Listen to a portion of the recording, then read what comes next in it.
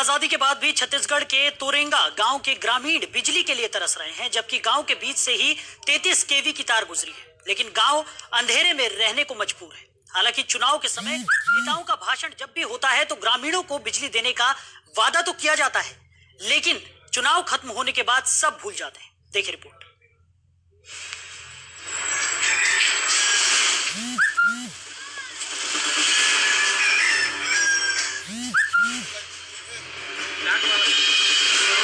कोविड-19 के बढ़ते संक्रमण को रोकने के लिए लोग अपने अपने घरों में कैद होने को मजबूर हैं। ऐसे में लोग टाइम पास करने के लिए टीवी, मोबाइल, नेटफ्लिक्स जैसे साधनों का यूज कर रहे हैं। और इस बीच अगर 2 मिनट के लिए बिजली चली जाती है तो लोगों को बेचैनी महसूस होना लाजमी है।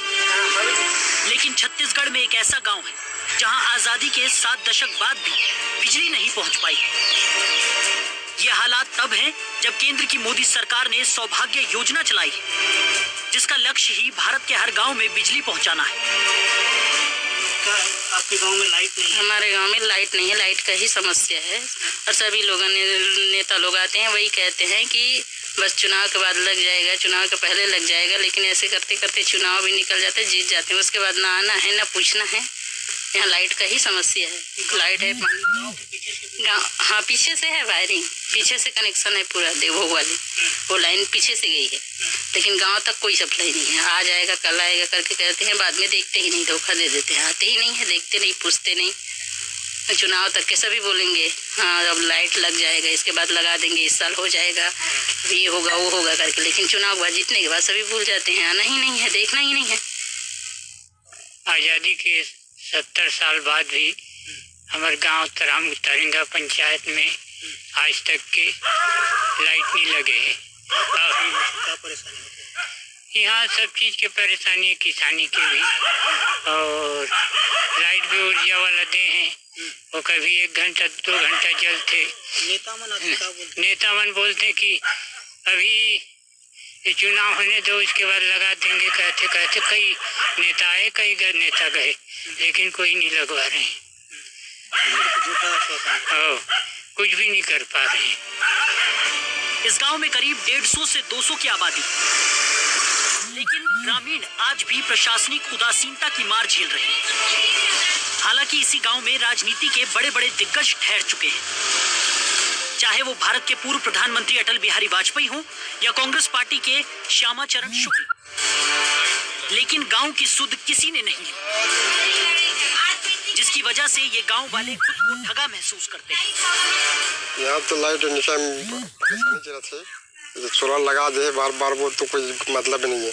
आवत है सर्वे करके ले जाते हैं, कोई भी ले जाते ना तो होते बस कागज कागज दबा देते हैं।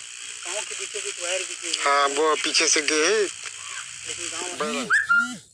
तो बार बार आवेदन भी दे चुके हैं, इसको ध्यान देते कि नहीं। नेता मन बस हो जाएगा, लग जाएगा, बोलते हैं सर्वे करा लेते हैं, तो होता ही नहीं। बहुत परेशानी है बिजली के बारे में।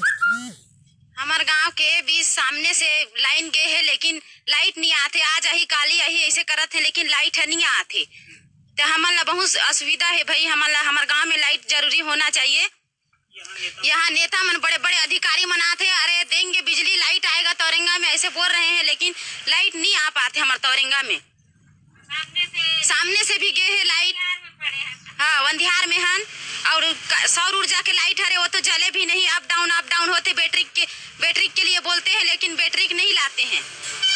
इस गांव के बीच से ही 33 केवी की तार गुजरी है, लेकिन गांव अंधेरे में डूबा हुआ है। ग्रामीण मोबाइल चार्ज करने के लिए दूसरे गांव जाते हैं। इतना ही नहीं, स्कूल में पढ़ने वाले बच्चे रात में डिब्बी की रोशनी में पढ़ाई करते हैं। हालांकि बिजली की समस्या को लेकर कई बार स्थानीय विधायक और अधिकारियों को अवगत कराया जा चुका है, लेकिन किसी की तरफ से कोई पहल नहीं की गई। कहने को तो सौभाग्य योजना के तहत मोदी सरकार ने देश के 18,000 गांव में बिजली पहुंचाई है, लेकिन इन गांव में भी आजादी के बाद से ही बिजली नहीं पहुंची थी। निश्चित तौर पे वहाँ पे लोगों को काफ़ी समस्या हो रही है। वैकल्पिक तौर पे वहाँ पे सोलर द्वारा वहाँ पे लोगों को दिया जा रहा है, परंतु पर्याप्त नहीं है। लोगों द्वारा लगातार शिकायत आ रही है कि वो 1 से 2 घंटा बस जलती है और उसके बाद बंद हो जाती है। इसके लिए हम लगातार प्रयास कर रहे हैं। मैं प्रदेश के मुख्यमंत्री माननीय भूपेश बघेल जी को भी पत्र दिया है। वो पत्र माननीय कलेक्टर जी को आ भी गया है कि वहाँ पे यथासंभव विद्युतीकरण करना है बोल के। कुछ तकनीकी फॉल्ट वहाँ पे आ रही है थोड़ा सा फॉरेस्ट जोन होने की वजह से, परंतु उसे भी हम फॉरेस्ट अधिकारियों से बात करके सुलझा लिया जाएगा और आगामी दिनों में एक सकारात्मक पहल देखने को मिलेगा और क्षेत्रवासियों को और तौरेंगा के हमारे समस्त क्षेत्रवासियों को वहाँ पे विद्युतीकरण से लाभ मिलने लगेगा। जब भी चुनाव आते हैं यहाँ के बाशिंदे आने वाली सरकार से आस लगा बैठते हैं और जनप्रतिनिधियों से गांव में विद्युतीकरण की मांग करते हैं। लेकिन चुनाव के बाद जनप्रतिनिधियों का सौतेलापन फिर उन्हें मायूस कर देता है और उनका इंतजार और बढ़ जाता है। और जब इस मुद्दे पर अधिकारियों से सवाल करो तो जवाब कुछ नहीं मिलता।